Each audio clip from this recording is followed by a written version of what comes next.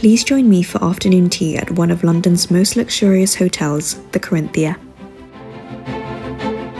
Located on Whitehall Place, this building originally opened as the Metropole Hotel in 1885 and also served as a former British government building with a very fascinating history.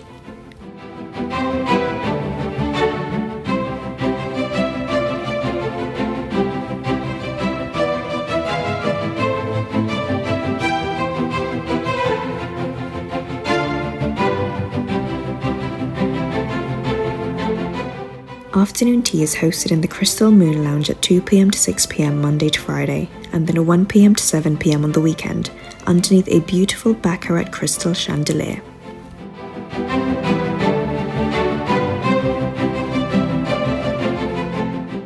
With 27 different teas to choose from, you are spoilt for choice for £95 per person.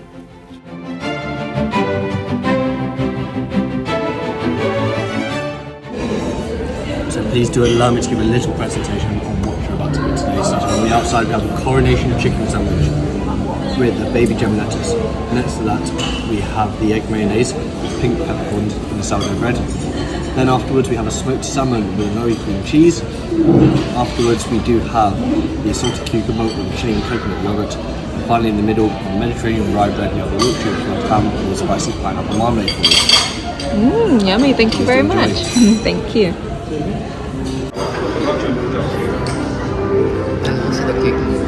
Kiwi? Sorry. Thank you very much. You are very welcome. We have our scones for you. We have two types. Those at the front are plain. Here are the raisins. As tradition in the UK, we have Cornish clotted cream, a rhubarb jam for you, and a strawberry and elderflower jam for you. Strawberry and? Elderflower. Oh, elderflower, yummy. Thank you. Enjoy. That's new. I've never had it in a box before, the scones.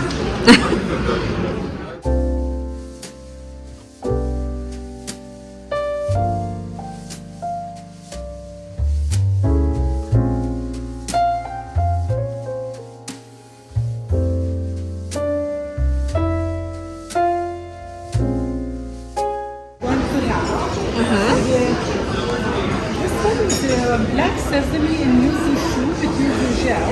Then we have a pecan mascarpone tart, caramelized apple and vanilla mousse. And the last one we have peanut and white chocolate as well. On the top we have chocolate marble cake in a glass jar with cookies with the lemon. Very crunchy from outside but soft in the middle. Lovely, thank you.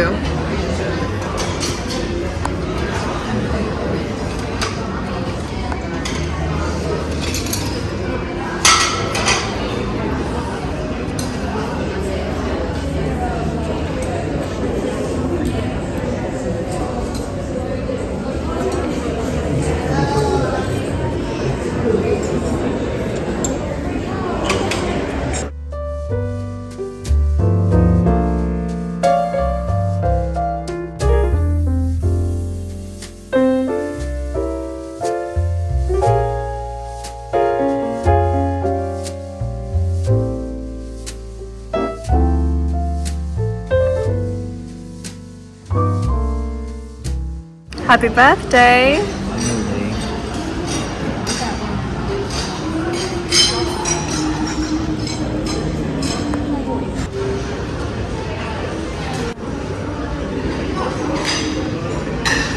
I ordered this tea to begin with, but now I'm going to try the lychee and rose noir.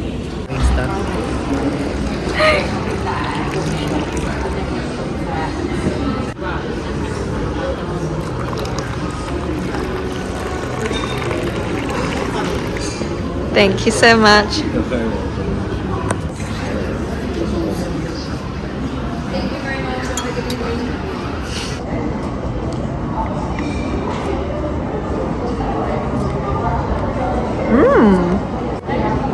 The peanut butter one is really good. What do you want to try next? The sesame. Should I try it next? Yeah. Looks interesting though. That looks like an egg. Yeah. I'll give that half to you.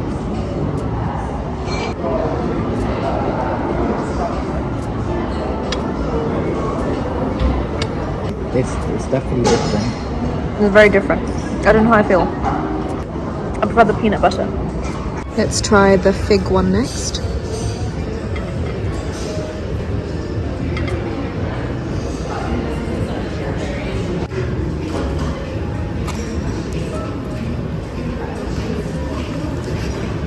I should have cleaned my knife.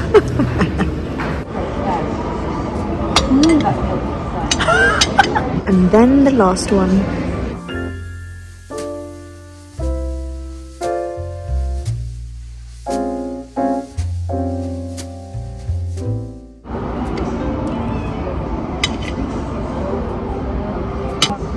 So funny how you're making that face, because that's the face I made with the other ones.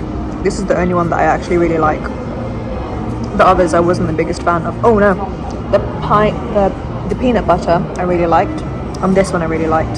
The other two, the fig and the sesame one, the black one, I wasn't a big fan of. We have different taste buds. Okay, so we've just learned a new fact. The menus that they have here, we can't show you one because they took it all away. We're one of the last people here because we came to the last sitting at 5 p.m. The red dot on the menu actually resembles the red dot in the chandelier. The chandelier is made by Baccarat, which is the finest crystal manufacturer in the world, as you may know. And the whole chandelier has 1,000 crystals. And then the red one in the middle is number 1,001. So there are 1,001 crystals in the chandelier. And the red crystal is actually placed right in the middle of the whole hotel. So I thought that was a really interesting fact. One of the artists actually interpreted it as being the one thing that makes a difference in the world. So, of course, when you look at the whole chandelier, you're looking at the whole thing. But then what you focus on the most is that one little red dot, because it's the thing that's different. You're not really looking at all the white ones around it because they're all the same. So his message was to be that one red Baccarat crystal out of all the silver crystals in the world. And Raymart was actually saying that I'm wearing red today.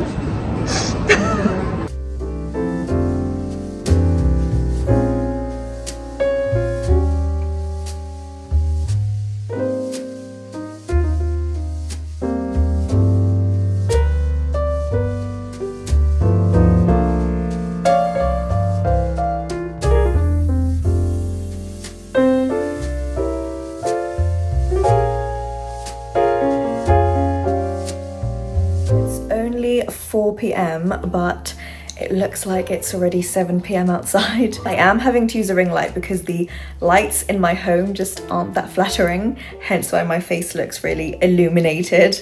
But anyway, let's get started with the review. Can you hear the wind? That's Burt. The first thing I'd like to say is the building itself is so fascinating, from the history to its architecture. During World War II, there were also tunnels and passageways that would take officials to the neighbouring government offices to and from the hotel. Isn't that so cool? Sir Winston Churchill also frequented at the hotel, and on the 11th hour of the 11th day of the 11th month in 1918, he stood at one of the windows watching everyone celebrate on the street as Big Ben chimed, which marked the end of World War I. Also, when I was walking past the back entrance, there were barricades and so many people with their cameras and phones out because apparently Angelina Jolie was staying there that night. Anyway, moving to the inside of the hotel, stunning, luxuriously modern decor, which contrasts the Ritz and the Lanesborough. Very bright and airy, and even brighter with that huge chandelier. Now, the service there is great, very accommodating, and they made sure that my cousin Raymart had the best birthday because we actually went there to celebrate his 16th birthday. Huge credit to James as well, who was a lovely waiter. It wasn't rushed at all, and I have read in some reviews that if you go during the earlier times, they rush you a bit. and move you to a different part of the hotel to finish your afternoon tea. The experience is 90 minutes, so that's the beauty of going at the latest time because you don't feel rushed at all. The atmosphere is very relaxed and there's no strict dress code either. I mean, it does say smart casual on the website, however, there were some people in hoodies and jeans and trainers, so just bear that in mind. Also, where we sat, there was a bit of a draft because we were sat by the entrance and unfortunately they weren't able to move us to a different table. When I was editing, I actually didn't realise that I didn't capture any footage of the pianist, but he was playing beautiful songs by the entrance on a gorgeous Steinway piano. With the food, not everything was placed on a 3-tier stand like other places for afternoon tea. The sandwiches were fresh, and if you want any refills, they actually come to your table and present it to you on a big silver tray, which I thought was very different. The scones were served in a white box, which again was very different, but then the sweet treats were brought out in a cart, and I just love when places do stuff like that because I love a good presentation. I guess their twist on the stand was for the cakes because they actually placed it on a separate standalone cake stand, and I actually really liked this unique take on afternoon tea. Now the cakes, although presented beautifully, as you saw, I didn't like some and then I did like some. It was more looks over substance. And then the tea, I don't know, I have to kind of deduct points because they were in tea bags as opposed to loose leaf tea. There's just something a bit more special when you use a tea strainer with your tea as opposed to just a regular tea bag like when you're at home, especially if you're paying £95 per person, not including the service charge, you know? When you finish your experience, you can bring some of Corinthia's art of tea home because you can purchase some of the teaware by British designer Richard Brendan, especially designed for the iconic hotel. All in all, a very relaxed but luxurious hotel in the heart of London that I would definitely recommend. And now that brings me to the end of the video. I hope you enjoyed, and if you would like to watch more videos from my afternoon tea series, I'll link a playlist in the description box below. Thank you so much for watching, and hopefully I'll see you in the next one.